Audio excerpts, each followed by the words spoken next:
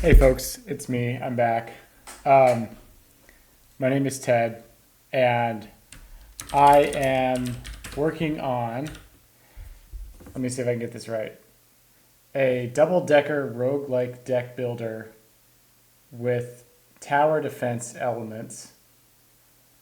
Maybe fishing at some point if there's water and like you can build your deck off onto a dock or something.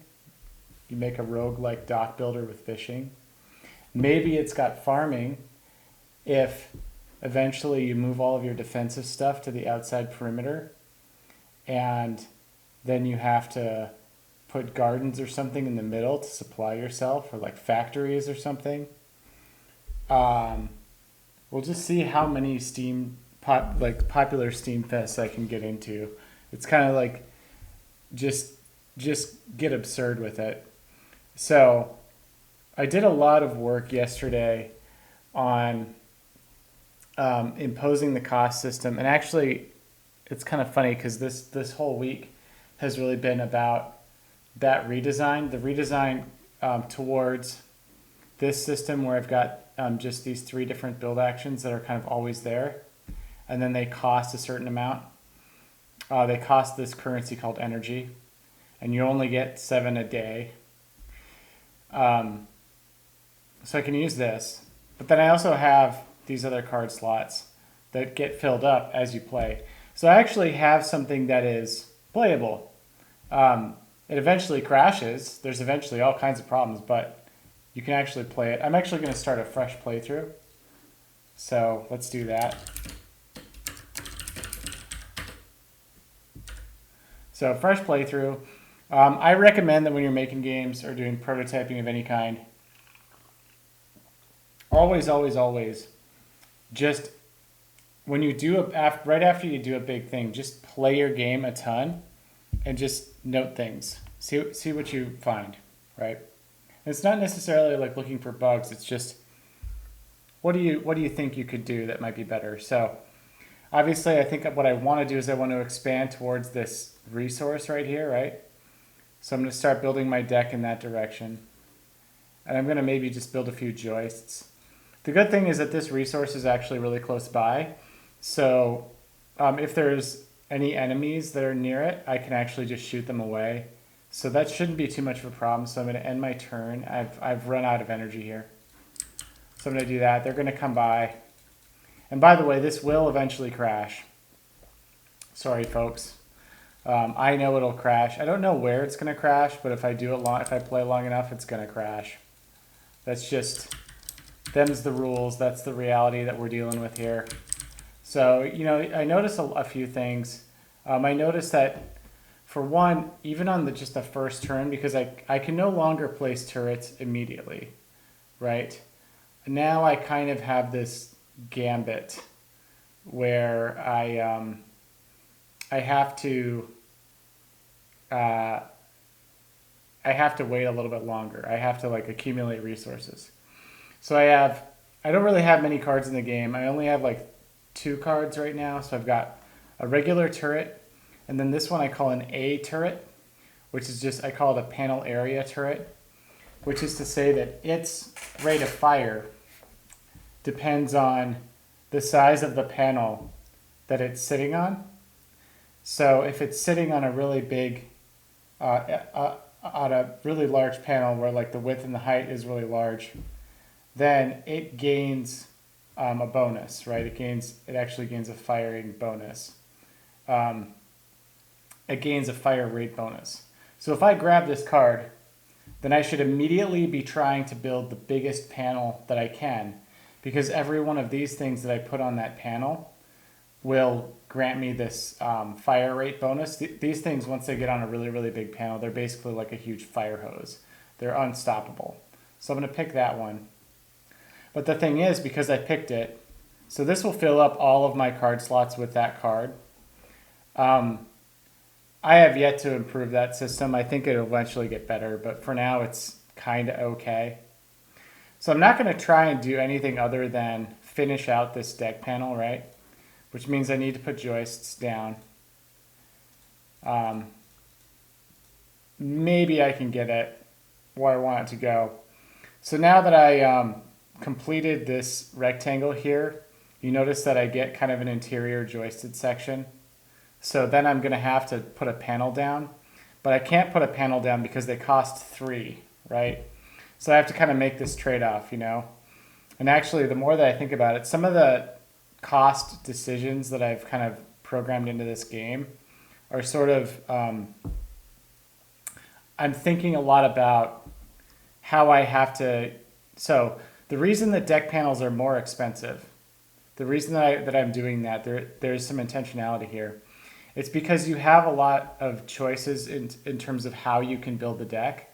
So if I put a post hole here and I joist here and here, right? So I can see that, right? I could do that.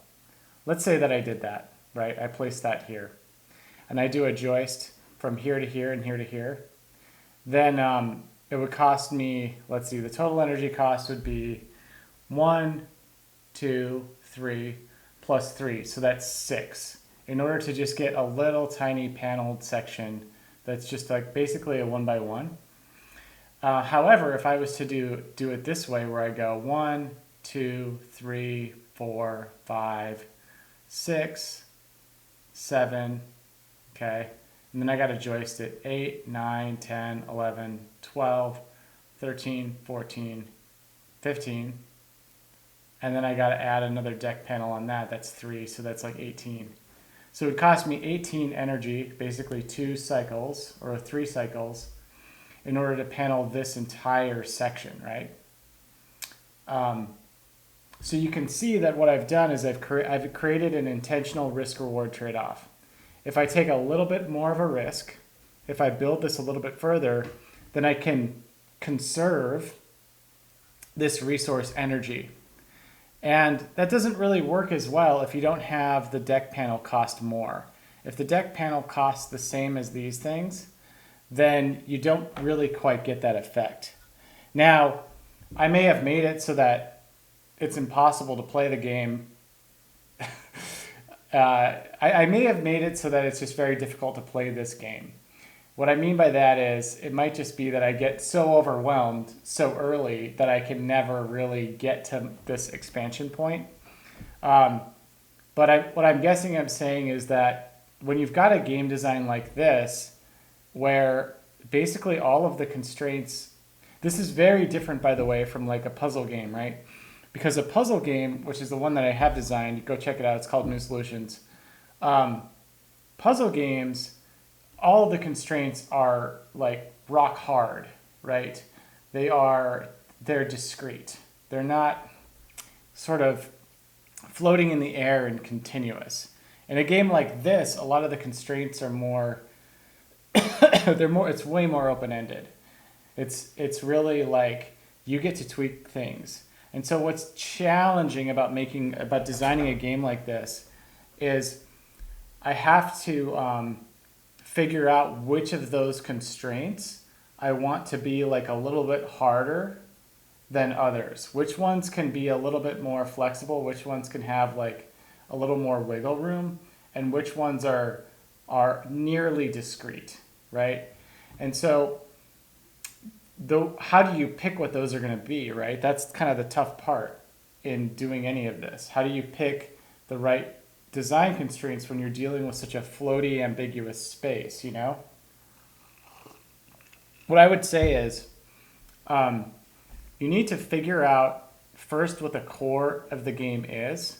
In this case, the core design that I have is it's a roguelike deck builder. The hook is the tongue-in-cheek idea that you're literally building a deck. So if it doesn't have this kind of deck building in it, then it's not really aiming at the thing that I want to have. And so the first thing that I did is I built this system, right? And so then, but just the deck building on its own isn't really quite interesting enough, right? And it's not really a roguelike if it just has this in it. So how do I take this and turn it into a deck builder, right? Like an actual roguelike deck builder. Well, then there needs to be some kind of defense phase, right? There needs to be some kind of battling enemies phase, right? So if that's true, then, so you see how I'm just like, I'm starting to kind of bake in the harder constraints just starting from like first principles, right? I have that part needs to be a hard constraint, right? That there are going to be guys and gals that don't like you, and they're coming at your deck, right? And then you got to defend it. Okay, well, you got to defend it. Okay, well, now that's a hard constraint, right? So what does that mean? You got to defend it. Well, that means that some things have health, right? So like post holes have health. Buildings are probably going to have health. And then when things attack, then the health goes down and you have health. And so when your health goes down, you die. How do you defend it? Well, if you can only walk around on the deck itself, you can't walk out here, then you defend it. Maybe you can later. Maybe there's special things you get that let you do that, but initially you can't. If that's true, and all these guys are coming out here, right? Then you're gonna have to shoot them. So now shooting is a hard constraint, right? So you need to be able to shoot, okay? And if you can shoot, then you can have buildings that shoot, right? So now we're starting to. So we got to have that, okay? Well, what else, right? So what about the deck building itself, right? How do we make that interesting? It's because we could have made it very dull. We could have decided that we could have made it like more flat is kind of what I'm saying. And what I mean by that is, imagine that the rules for the deck building, this deck building here, were different. Imagine if there was no such thing as paneling over a large area, which is the current rule set. Instead, it was more like I can only place one panel at a time. So imagine that once I do a joist and I do a joist, I can only do this panel. And then I have to do a joist here and I have to do a joist here and I can only do this panel, right? I can only increase the size of my deck by 1 squares. Imagine that were the case, right? If that were the case, I would argue that there's quite a bit less strategic dynamism in the design. There's not many interesting trade-offs or choices that you can make, right? So that's why I made it so that any kind of enclosed rectangle gets this kind of interior joist. And then if you want a panel over the top of it, you have to spend 3 to put the panel down, right? Because what that does is it creates an interesting decision. You have to choose, right? You have to choose how big you want to make that panel, right? How wide, how long, how tall, etc. You have to choose that, right? And when you make that choice, there's a trade-off, right? The trade-off is if I do this, there's a risk-reward trade-off. This is low risk. This is safe, right? It's safe in the sense that I don't have to defend it that much, right? I just have to build this post hole and then this joist here and then this joist and then I put a panel on it and now I got an extra slot and I can put a turret on there and it's safe, right? If I instead go for broke and I build here, here, here, here, here, and I build a huge panel, then I have to defend it for several turns and I have to have quite a few enemies that I'm, shooting at, right, to make that defensible. And I just got to be good, right? I got to be good at the game in order to do that. And I have to kind of like not overshoot what I'm going for here, right? If this is too far out, if I build it all the way up here, I can't even shoot the gun far enough to get to any enemies that are over there, right? So that's a strategic decision. Like the gun doesn't even go there. So anything I place there is just going to get destroyed anyway, right? So there are obvious risks that I shouldn't take, and then there are safer bets that I could take.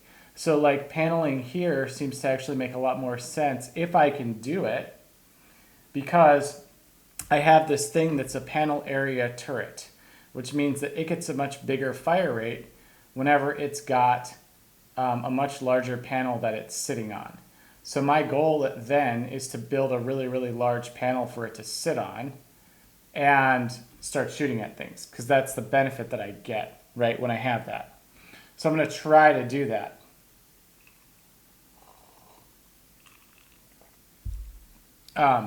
Hopefully that makes a lot of sense. But you can see how you can, with any of these kind of, where it's nebulous, right? So how do you take something where the design constraints are up in the air, they're not solid like they are with a puzzle game? How do you do that? I think you start with the core identity of the game, the core hook, what's got to be in it, what the genre is, right? And then from there, you start playing with different systems that are going to be essential to the genre. And so you start figuring out what those constraints are going to be. And then from there, you want to be trying to, when you have a choice to go one way, to go this way or the other, you kind of always want to choose something where you favor strategic dynamism, where there's a wider range of choices, a wider range of risk-reward trade-offs. And the thing is, you just got to be able to like have an eye for these risk-reward trade-offs that are inherent to the space that you're designing in. So now I'm going to play. I shouldn't have put that post hole there. Actually, that's a good example of like something you should not do, but I'll keep playing anyway.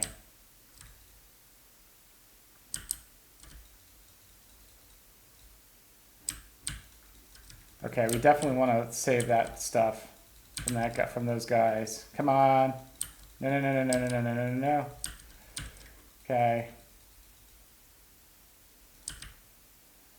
Okay, I'm actually just going to pick the regular turret. And now I'm going to put a panel down here, because if I get a panel down here, now I see how I get one of this stone per turn. And I can also walk here, so it makes it easier for me to defend this. But see, now I only have 4 energy. Oh, and it looks like, so I'm going to have to change this, I guess. So once this isn't behaving how I'd like. I think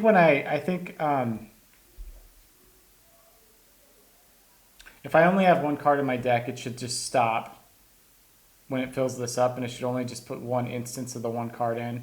It shouldn't fill up the whole thing with that same card, because now I don't really have that new choice, right?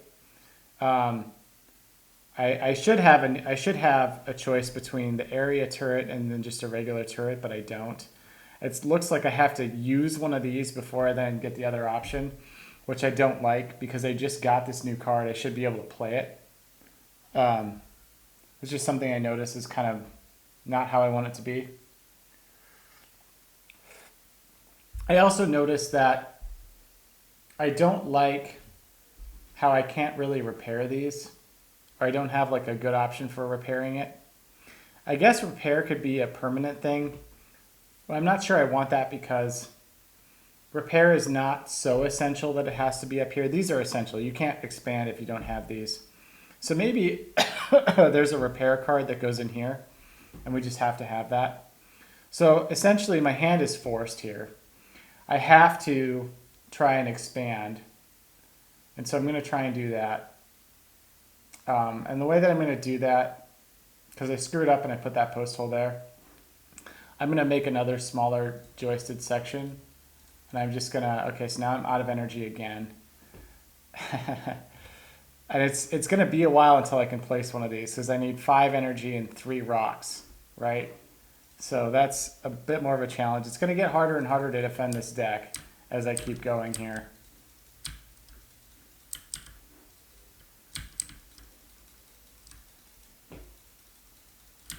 And I don't want to lose like any of the other stuff, any of the other sections that I've got here. I definitely don't want to lose my resource. Oh, come on. No, don't. It's actually like a pretty engaging game. Okay, so I'm going to skip that. Then I'm going to joist from here to here. It's funny. I am like a gaming live streamer now. Okay, so now look what I've got. I've got 2 sections that could have an area turret on them. But the thing is that it's not going to be as powerful as a much larger area section, right? So I think what I want to do is maybe start building my deck in such a way that I have a huge panel this way or something like that. And I guess what I'm thinking is, what is the next biggest panel that I could have that would give me the largest amount of resources? What I could do is I could get these two, right? So I could make a bigger panel with these two in it. So I'm going to try that out. And I'm going to try and be, so if I do that, and then I do, okay, now I'm out of energy. Man, I get out of energy so fast. But in a few turns, I'll be able to build even further. I mean, it's weird because it actually is starting to feel like I'm making some kind of like addictive trash that I love to play. And I'm, it's awesome actually. Like that's kind of what my goal was, to bake something that's like over the top, addictive trash that Steam loves. And that, to be, if I'm being honest with myself, is actually the kind of thing that I like to play. You know, I like to be like all elitist or whatever about what kinds of games I like. I like me a puzzle game. Like I'm gonna buy Braid Anniversary Edition, obviously, because I love everything that comes out of that studio. But then there's kind of like that. It's kind of like, yeah, like I like to play that stuff, but then like secretly in the back, I'm like playing Factorio because like I like these, I like addictive trash. I'm not better than you, you know? And I thought, if I'm going to make something that Steam wants, I'm going to be like over the top. I'm going to make the most addictive, marketable thing I can possibly conceive of, and then see where I land. And that's this game. I still can't put an area turret down. This is going to be a little bit challenging because I'm going to have to defend this only with my gun, and that's tough.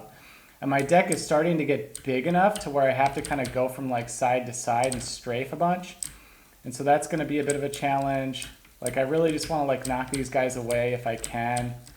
Come on, folks.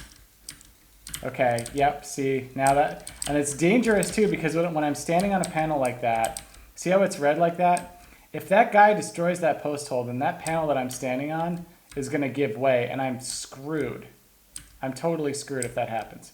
Okay, so now, here's the thing. I want to protect this. And the biggest panel, so I can build one of these now. The biggest panel that I have is this thing right here. So I'm going to put this area turret down like that. And now that'll kind of help to, it's going to have a slightly faster fire rate because of the area of the thing that it's sitting on. Because it's 4. I'm actually going to tweak that panel, or that, I'm going to tweak the design of this turret in a future iteration. And the reason is, I want it to get no bonus if the panel that it's sitting on is only 1 wide or 1 tall. And I know it says area, but the reason that I want to do that is because I'm going to have other turrets that get a bonus for being on the longest deck panel, and they get a bonus for being on the tallest.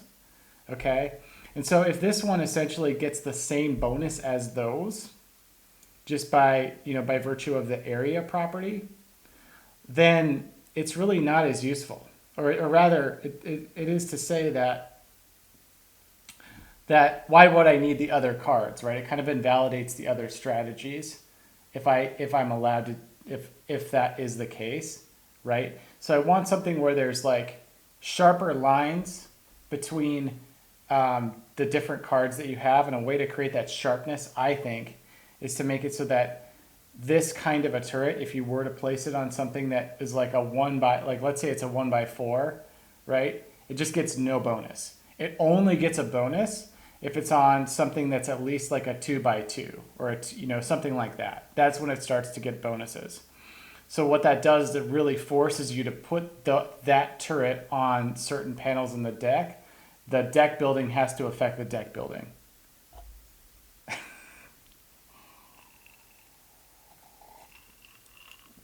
So here we go. now I'm going to do this here, and I'm just trying to create this. The reason I'm building it this way is because if I were to just put all the post holes down immediately, then I have a vulnerable post hole out there in this space that's a little bit more difficult to shoot at. So I don't want to do that. And this is another thing too when you're designing these games, right? If you notice yourself employing a certain strategy, right, which is what I'm doing right here, I have played this game long enough to notice that this is a strategy that's valuable. Like, note that, pay attention to it, because there could be something in the game that maybe counteracts this strategy or enhances it, right? Maybe there's something where you get a bonus if you place all of the post holes down first, right? So there it is again, like another risk reward trade-off. So you get a bonus if you don't employ this strategy, right? So it's something to think about when you notice that you're doing certain strategies. Think of things that could counteract or enhance that strategy, because that's more stuff you can put in the game.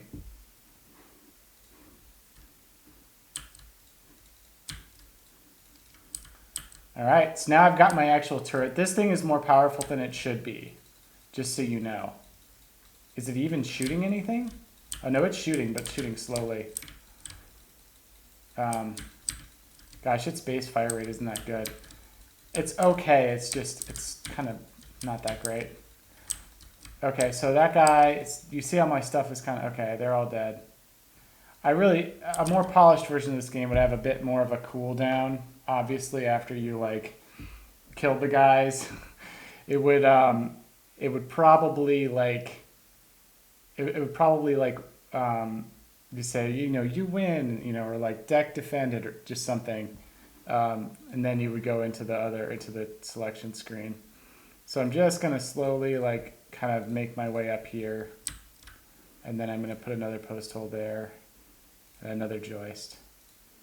And then I'm going to post hole there, and I'm going to do another joist. Okay, and now we're kind of waiting. I can't put another turret down. Even if I could put another turret down, it would kind of suck because of this mistake that I made earlier, right? This could have all been like one big panel, but that was just, I didn't really do well here. So I'm going to put a thing there.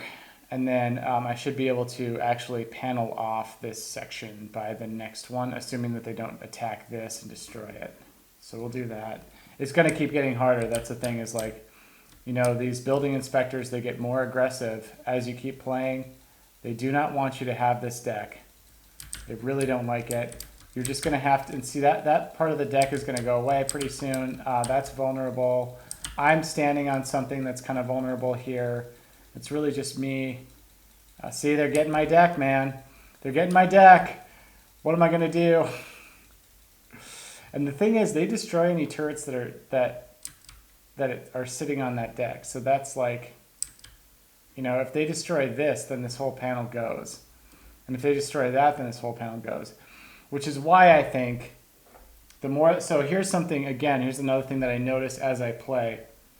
It's the reason that the repair card is so essential, right?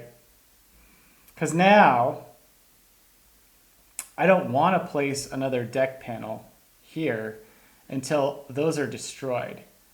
Because this deck panel gets destroyed, this high cost thing, this deck panel gets destroyed every time one of these life bars goes down to 0. So the right thing to do here, I think, is to repair it, right? I need a way to repair that and then put the panel on. And I can't do that yet. I could have the panel, but it's not going to be a good... So right now, just given the lack of things that are in the game that I can use to do it, I kind of have to just carry on with my other strategy, but I don't like that I have to do that because, okay, so now these two are paneled. Oh no, this is, yeah, I don't have a panel here. I'll start getting more of this resource pretty soon. I'm also noticing that there aren't many options for me to do much with this stone resource once I have a lot of it. So I could end up coming up with something like Settlers of Catan, where you can trade large amounts of a resource for smaller amounts of another. Um, in this case, maybe something like manpower. So I can get a little bit more manpower or energy if I trade in some stone. But we have to kind of play with that and tweak it and figure out what balance is good. Um, so that's what I'm going to do. And I have one extra energy that I can spend. So where do I want to spend it? Probably on the next building, the next construction, which would be like here maybe. We'll see. This is probably going to go all kinds of south. Well, see, what I want to do is I really want to protect this section because this is where all my resources are, right? I need to do that. So I'm going to be like hardcore, making sure that guy dies, that guy dies, that guy dies, right? And then I'll get him. Oh, shit.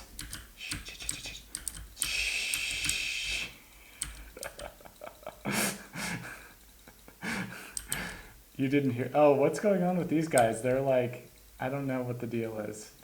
Oh wait, do they have a target or something? What are they doing? Okay, now, okay.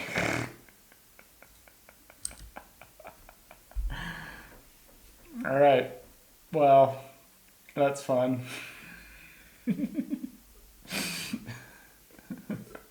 I almost died there. Okay. So here we go. I can place a panel down, but then if I place a panel down and I get these, I'm in like a not good spot here. I can place a turret down, but it's not going to be all that useful, right? It's going to kind of, now I could also, I could go for broke here and just try that. So that panels that. Notice now I get 3 a turn.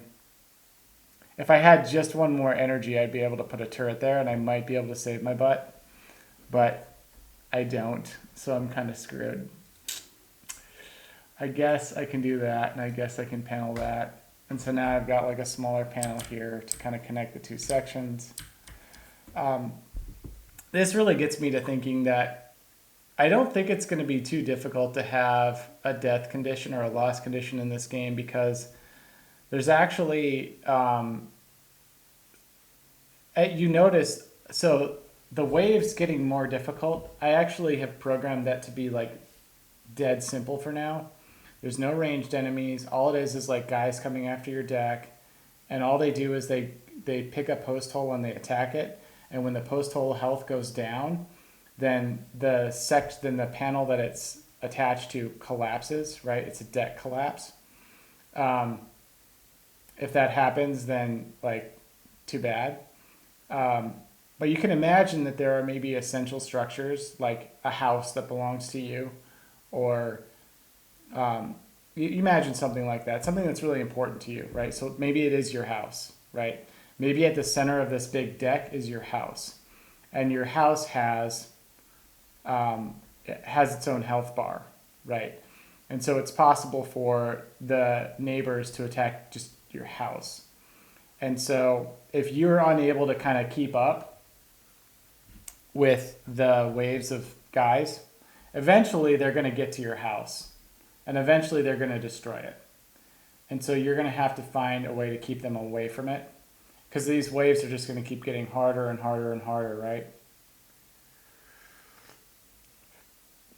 So it might be simple enough to just have a health bar for yourself. That's one loss condition. Another loss condition is if I'm standing on any deck, you'll see the loss. I'm going to trigger it almost certainly. If I'm standing on any deck panel and like if this thing's health goes to 0, right? Then I am at risk when I'm standing on that deck panel. The deck is going to collapse and I die, right? Or this one here, right? If this gets attacked, then the deck is going to collapse and I'm going to die. And that's also the case here. So there are a number of different posts on the deck that if the guys attack it and the health goes to 0, I'm toast, right? So that's a that's a loss condition. So I'm basically not safe on like any of these panels right now, and I don't really have any defensive structures to stop these guys from getting me. So I'm pretty sure I'm going to die in the next few turns. But you can also imagine this. So this is my starting point, right? You imagine that if I had like a house here, right, or something like really valuable that I needed to protect. If I can't keep this deck here, or I can't put defensive structures, or I can't surround it with enough, or I can't defend it myself, eventually they're going to destroy it, and I lose. So I think one way to fix the lack of a serious loss condition in this game is to put in something like a house or some kind of essential structure that if it gets destroyed, like, you lose. So, all right, well, I'm out of energy. I'm probably not going to make it, but let's try. Let's see what we got. Here we go. Got guys. Yep. Yeah, you're going to try and stop my deck? Nope, not the big panel, not the big panel. You can get the small one. You get the small one, not the big one, not the big one. No whammies. Ah!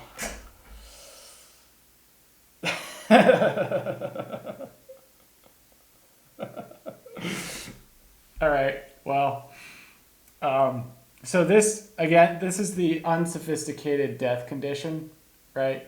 So a much more robust, because I'm just prototyping this game, a much more robust death condition would have me,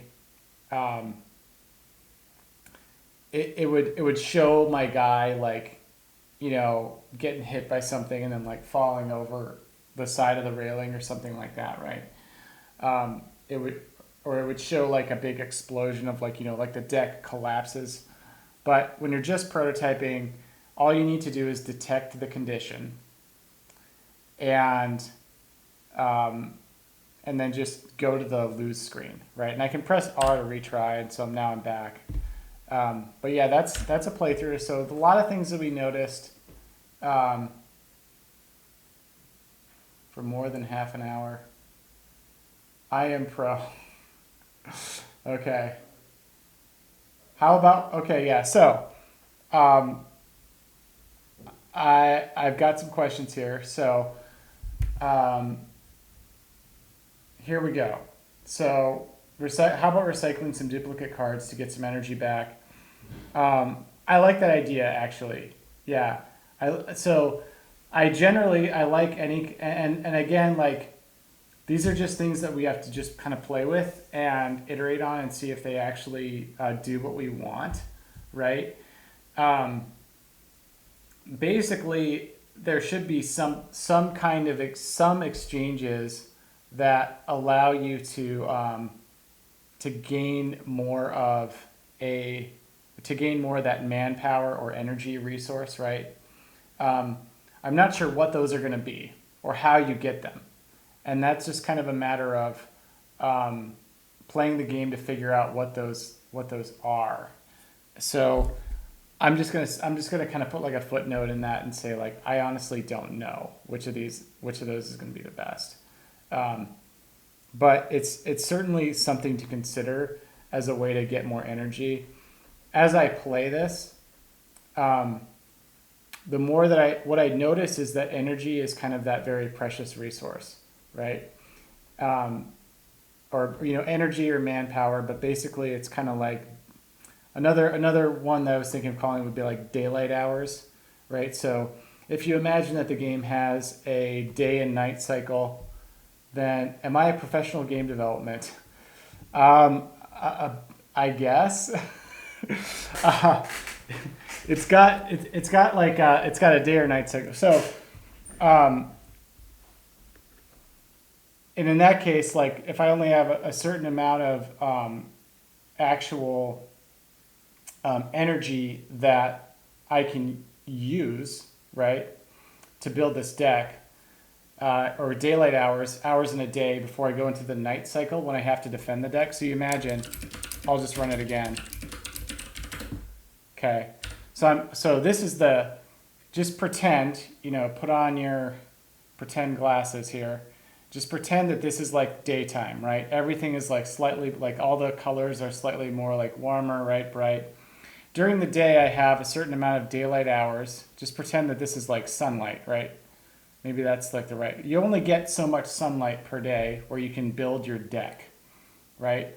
And then as you kind of as you use up that resource, then it becomes more and more towards nighttime. And then at night is when all the neighbors come by and they attack the deck, because they don't want you to be building it. So you can imagine that that's kind of a finite resource. So the kind of the way that I want it to work is maybe the way that you get more, maybe it's not just hours, but like manpower. So maybe like there's ways that you can recruit more workers to build your deck, right?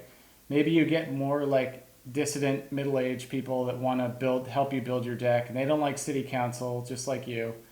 And so then you get more of this manpower resource, right? And then maybe that's how that system works, right? How you get more. But then it's this thing about how do you recruit them? So where does that kind of neatly slot in? But I do think that at some point there will have to be some way to get more of this resource, because I'm just noticing that it's very scarce and it's also very important. It's the most important resource. The other resources in the game are maybe a little bit less important. You do need to have them. And there will be other resources. I definitely want there to be probably 4 other resource types that you can acquire. And I want there to be cards that, kind of like in Magic the Gathering, there are some cards that you play where you've got to have like 4 different, all 5 different element types or something like that. And they're just like really powerful. And they're hard to get because you have to get every single one of the different resources, every single one of the different lands. That would be the case here.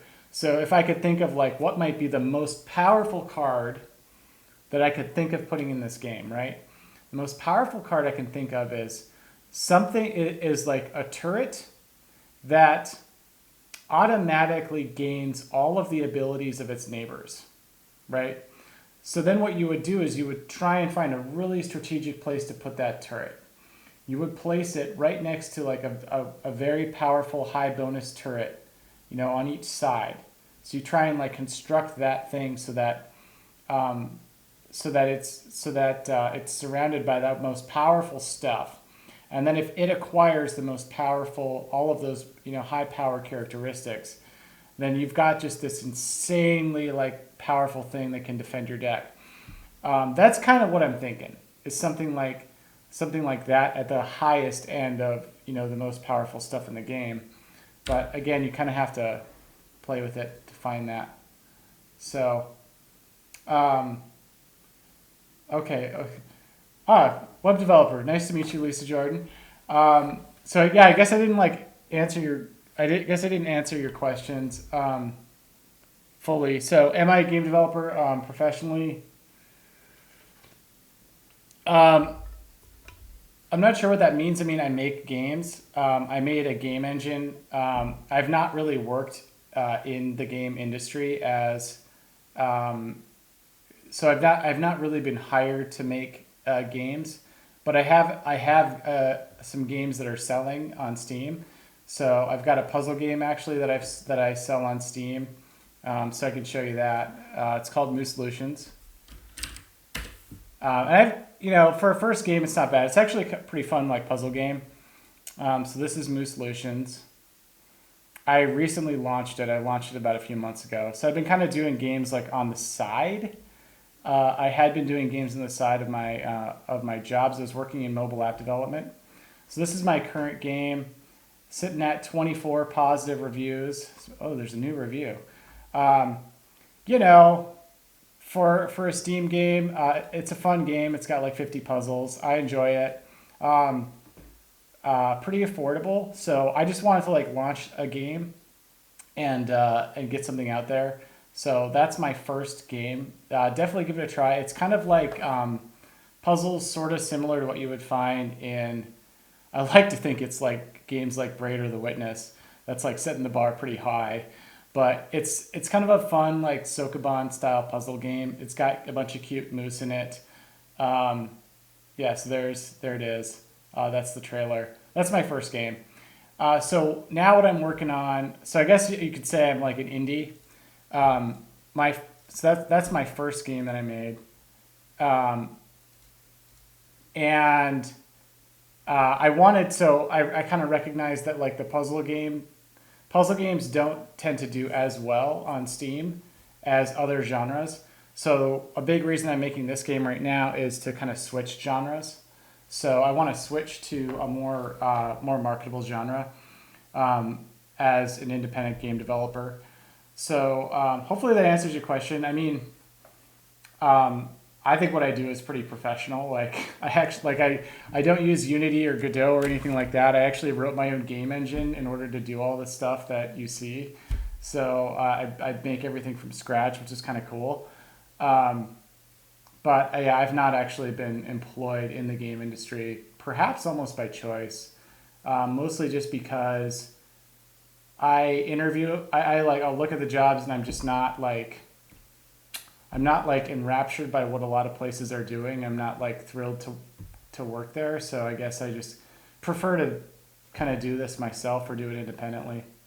So, but yeah, hopefully that answers your question. So let's see.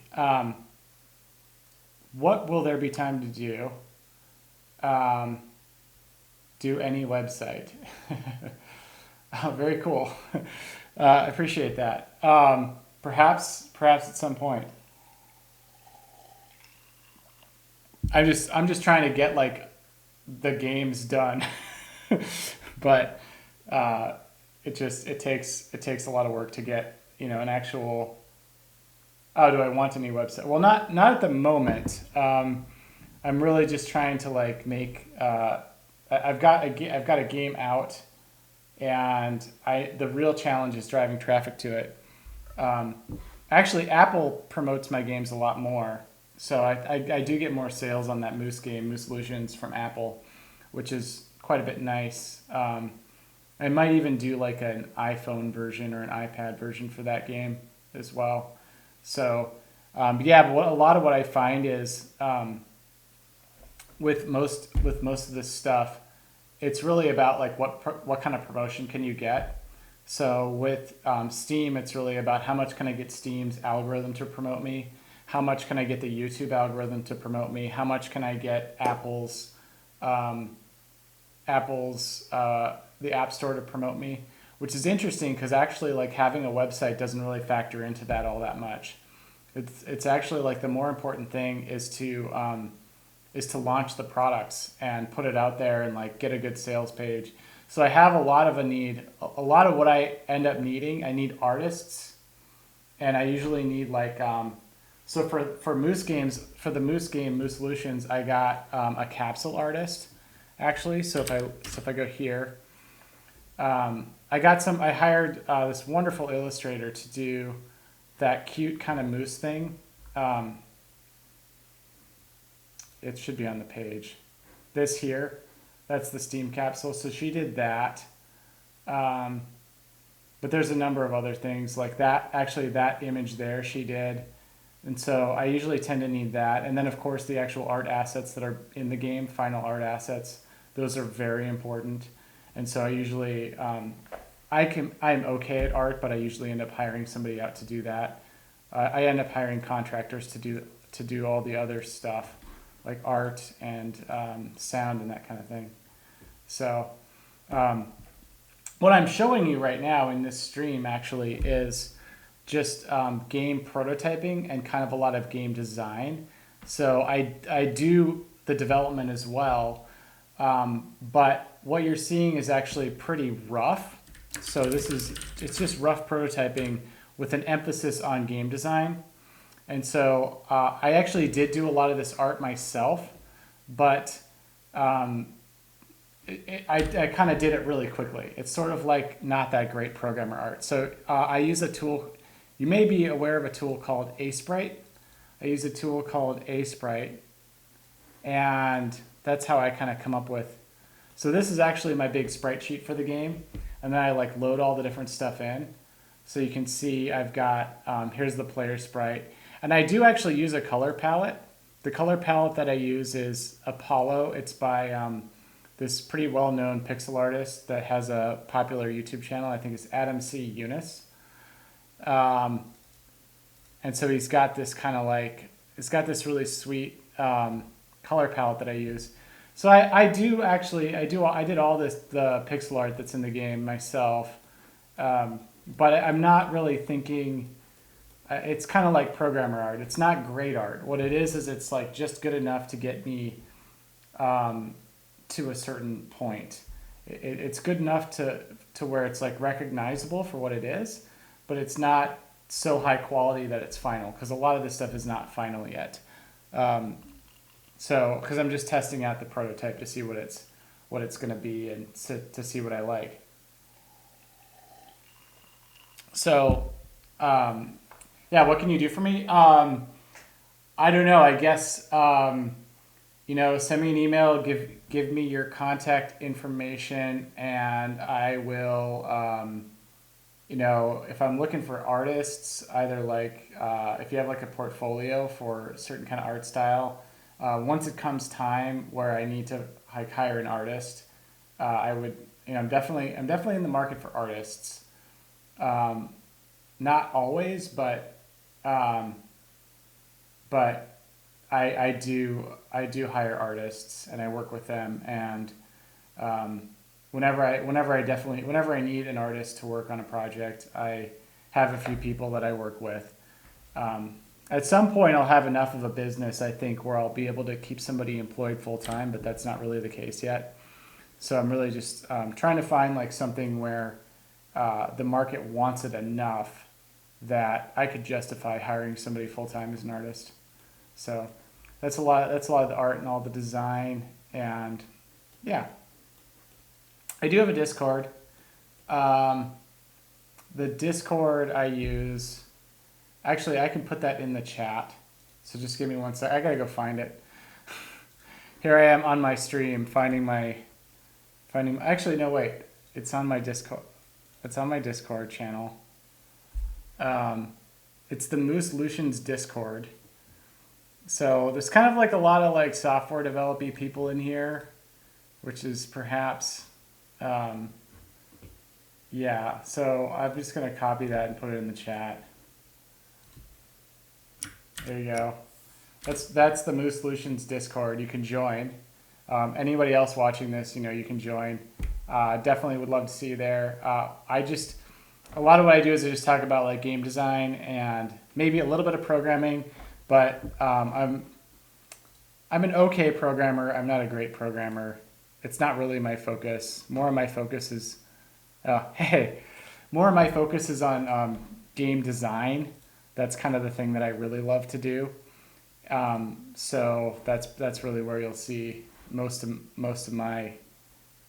what I talk about is game design on this stream. So we had a few things. I'm just going to I'm going to wrap up the stream pretty soon. I'm going to go to my different, this is so big. Okay, here we go. Why is this not, okay, never mind. Yeah, so what do we find? So I've got a few different bugs. There's a crash. I found that there should be a repair card. It's really essential, actually. So I might just make it that the repair action in the game is like something essential. So the game has these essential building actions here. I've got post holes, joists, and deck panels.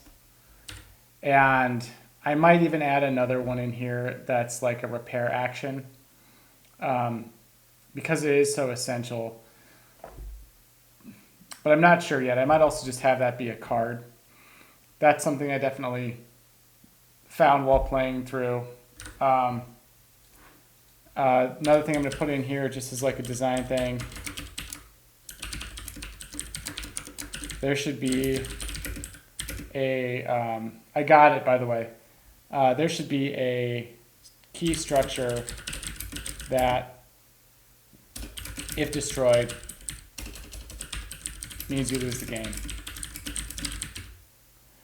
So definitely found that while I was playing.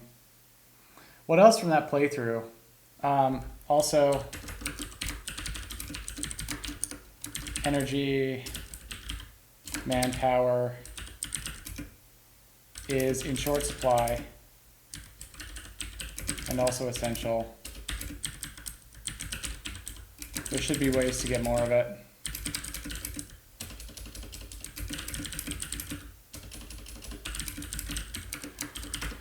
So that's that.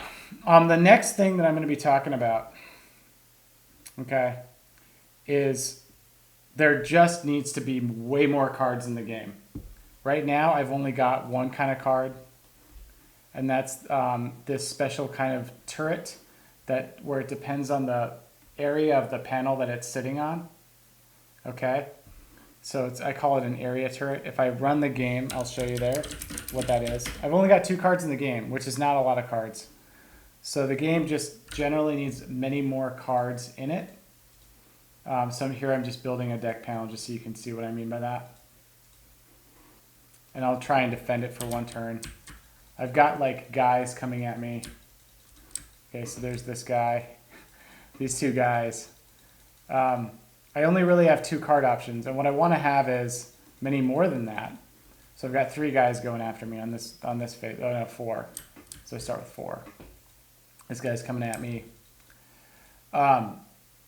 See, I can get a turret. That's one option, but I have this other turret that I can get, and now I can place the turret down, and that costs me 5 energy, right? But there's this turret, and then there's also the turret where it depends on the size of the panel. That's the only 2 cards I have. So I'm going to start doing now, in terms of design, it's actually really essential that I start doing this, is to start coming up with a design language that makes it makes the different properties of the turrets visually clear when you're using them. So this turret image here looks a lot like what it is.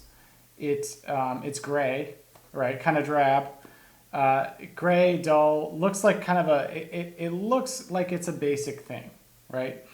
But what I want to do is start coming up with designs that are a little bit more elaborate and that state a little bit more clearly what the benefits are in the design itself. And I want them to do it in a way that's almost like combinatoric. And what I mean by that is the benefits that you get from these special turrets, they're all going to be like combinations of different core properties. So there might be a turret that gets a faster fire rate when it's sitting on a larger panel, on a large area panel. There might be a turret that shoots a higher damage projectile when it is sitting on a tall panel, right? So what I have is like tall panel, area of panel, width of panel. Those are 3 dimensions along which a multiplier can be applied. And I need to signal those visually in the actual image itself for the turret. I need some way for people to recognize that. They need to be able to see it. And those things need to be almost modular. They need to like connect to each other. So if something is like a high damage gun, that high damage gun is going to look different. It's going to have maybe a different muzzle or something. Or maybe it shoots a different projectile. Something like it needs to be visually apparent. And also, if its bonus depends on the area of the panel that it's sitting on, then the turret needs to look a little bit different that way as well. So it needs to look like something, it needs to look like the multiplier and the bonus that it's got. It can't all look like the same turret. Otherwise, you, the player, as you're playing, you won't be able to know. You won't be able to know kind of what you've built and where. What I want is for you to not have to hover over stuff to figure out what it is. I want you to be able to just quickly look at it and know what it is, which is why there needs to be a design language around these different modules that work together to give you bonuses for the turrets. And it's going to be a similar design language for the other kinds of bonuses, for the other kinds of things that are in the game. And that's not a programming challenge, because once I can program, once I know what the design is, I can just program that in. That's easy. That's pretty straightforward. The more challenging part is going to be figuring out what that design language looks like and how to make that really clear to the player. So that's what I'm going to be working on next, kind of maybe over the weekend and on Monday. So with that, I'm going to end the stream. If there's any more questions, I'd be happy to answer them right now.